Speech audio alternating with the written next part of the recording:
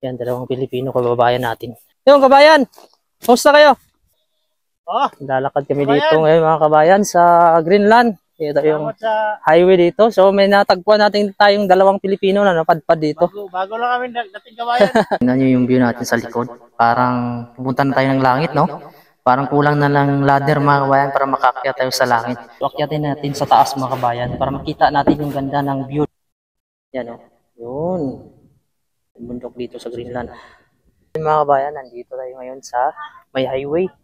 So yung bahay namin, yung likod dyan mga kabayan, yung bahay namin. So maglalakad-lakad tayo mga kabayan dito sa highway ng Greenland. Ayun yung mga bahay dito. Ang gaganda, makukulay. Tapos sa likod natin, mga bato lang siya. So ang ganda ng panahon ngayon. Kasi nga may sikat ng araw siya. So umaga dito sa amin, alas 8 ng umaga. So ganda ng panahon ngayon. Talagang maliwanag. Tsaka tirik na tirik yung araw mga kabayan. Tsaka yung bukid, napapansin nyo, nagigilo siya. Yan. Tara, samahan nyo ako kabayan at saka ako'y maglalakad-lakad dito. So yung mga kasama ko kabayan, nauna na sila kanina. Nahuli kasi ako. Yung sinusuot ko ngayon mga kabayan, yung isang jacket, pangalawa, tapos tatlo, tapos meron pang thermal, tapos yung sa loob meron pa tayong t-shirt. So ito mga kabayan, bali yung suot ko, isa, dalawa, tatlo, apat, lima. So 5 yung suot natin ngayon, jacket, no? Pero magiging 4 na to mamaya kasi nga yung kasama ko ay walang jacket. Manipis daw yung jacket niya, saka nilalamig siya. So nauna na siya, tumawag kasi ako. So nagpadala siya ng isang jacket. So itong isang jacket bibigyan natin sa kanya. Tapos itong sa atin ito okay na to. Tapos may jacket tayo sa loob. Tara mga kaban, samahan niyo ako, saka malakad-lakad tayo. So ito yung mga highway dito sa Greenland. Yan, ito yung highway dito mga kabayan, bandar ito sa amin. Tapos ito yung baba natin, yung view natin. Yan yung international airport dyan na extension. Ginagawa dyan sa taas. Yan yung mga bahay. Yan yung bukid, nagigilo siya. So pero maganda yung panahon ngayon. Kasi tirik na tirik yung sikat ng araw. So linggo dito sa amin, wala kaming pasok. Kaya ito, i-enjoy muna namin yung view ngayon. Dahil sa susunod na araw ay mag-winter na naman. At saka malakas naman palagi yung hangin nito, ulan. Kaya hindi mo na magagawa yung lumabas. Pwede ka namang lumabas doon kaso sobrang lamig, saka kailangan mo ng maraming makakapal na jacket ng protection. Kasi hindi ka naman pwedeng lumabas dito mga kabayan ng naka-t-shirt lang. So kailangan may mga thermal clothes ka talaga dito sa panahon ng winter. Saka ang ganda ng panahon ngayon, ay enjoy ko ngayon yung panahon. Maliwalas. So sana mayroong northern lights mamaya, aurora borealis. Kasi yun yung isa sa mga inaabangan ko pagka winter time. Saka panahon ng September kasi lumalabas yon. September hanggang April mayroong mga northern lights na nagpapakita. So yan, ganda ng view natin dito. Ang linis ng kalsada. So wala tayong makikita mga pakalat-kalat na plastic, no? So pupuntahan natin yung kasama natin kasi nandun na sila nauna na. Ay yung baba ng bukid na yan. Hindi naman mismo sa bukid na yan. Pero dyan tayo dadaan yung kalsada na yan. So dyan sila kanina dumaan. Bali dyan tayo tatawid mga kabayan. Yung daanan papunta doon, yung bukid na nagyayelo. So itong daanan na to dito sa kaliwa, yan yung daanan papunta sa city pag nagsasakyan ka. Pero pag naglalakad ka, doon lang sa daanan banda sa amin kung saan ako nagpumpisa. So yung lake na yan mga kabayan, mayroong lake yan. Magyayelo yan sa panahon ng winter.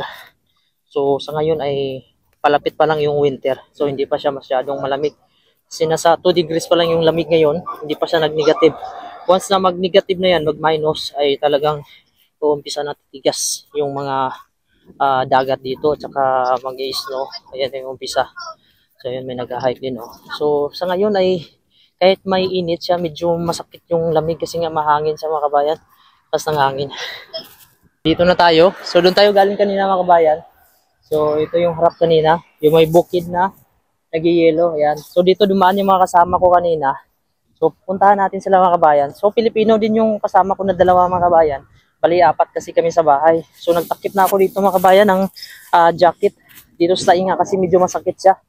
Yung hangin kasi ngayon ay talagang nanunuot yung sakit niya. So nakalimutan ko magdala ng bonnet. Dito kasi ang sumasakit sa tainga mga kabayan pag tinatamaan ng malamig. Yung tainga at saka yung mga daliri. So titingnan nyo kung nagsasalita ako, parang umuusok.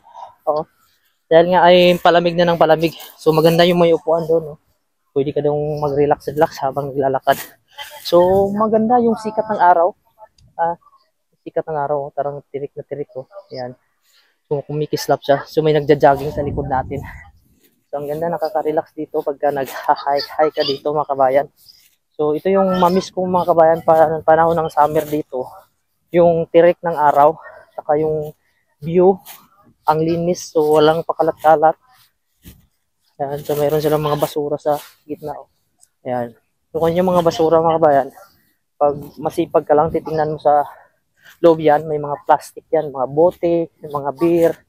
So pag kolektahin mo yan, pera na din yan pagka masipag ka lang dito mga kabayan. So minsan nagagawa namin yun. So may nagja-jogging. Yan. So minsan nagagawa ko yun mga kabayan, magkolekta ng mga bote dun sa site namin. So ito yung daanan, ay konektado to papunta ng airport. Ayan. Saka malapit tayo dito mga kabayan sa Filipino restaurant. So yun yung Filipino restaurant, yung Grab and Go na yan. So dyan kami kumakain minsan. Papaluto tayo ng mga Pilipinong pagkain Pinoy. Mapapansin nyo yung langit, oh. Ang ganda ng ulap. Iba yung ulap dito mga kabayan, oh. Talagang ang linaw siya, ang linis. Saka yung highway natin malinis. Ayan yung Grab and Go mga kabayan. So Pilipino yung may-ari dyan, mag-asawa. So masarap yung mga luto dyan, pati yung mga nagtatrabaho, mga Pilipino din. Medyo malapit na yan sa amin. Pwede na siyang lakarin. So yan, ganda din ang bahay doon. So halos dito mga tao mga kabayan ay nag-rent lang sila, nagbabayad lang sila monthly. So mahirap ang paggawa dito ng mga bahay. So magpagawa ka ng sarili mo, medyo mahal mga kabayan. Malaki yung gastos mo. Kasi nga ay pag gawa kasi ngayon ay concrete na sa mga kabayan. Pag concrete siya, hindi naman diretso concrete yun. May mga insulation pa yun. So ito yung bus dito yung mga kabayan, bus stop. So pag nag-aantay ka ng bus, so dito ka papasok para hinto dito yung bus. Dito tayo ngayon sa bus stop. So itong bus stop na ito mga kabayan, dito hinto yung mga bus para sasakay ka. Ayan. So medyo maliit lang siya. Open lang siya mga kabayan. Kahit winter ay malamig pa rin yan. So ito yung highway dito. So may mga location yung mga bus dito kung saan sa dadaan. So tatlong klase yung bus dito mga kabayan. May number 1, may number 2, may number 3. So depende sa ruta. So dapat alam mo yung bus mo kung anong number. Kasi kung saan siya huminto, doon din yun na babalik. So yun yung kuan dito, may leak dito. So itong area na to sa winter, titigas yan mga kabayan. So maraming nag-skate yan. So may nagja-jogging pa, oh. Ayan. So ito lang yung libangan nila dito. So doon sa likod natin, ganda ng mga bahay, oh. Ayan. Talagang dadaming kumakain dyan sa Grab and Go na yan, sa Pinoy restaurant na yan. Ayan. So tuloy lang tayo sa paglalakad. Tuloy tayo sa paglalakad mga kabayan. Medyo mahaba-haba pa yung lalakarin natin, no? Kasi siguro nasa 2 kilometro pa mga kabayan papunta doon sa area kung saan yung mga kasama natin. Baka pabalik din sila. So yan, may open din dyan. So yung area na yan, mag-yelo yan mga kabayan sa panahon ng winter.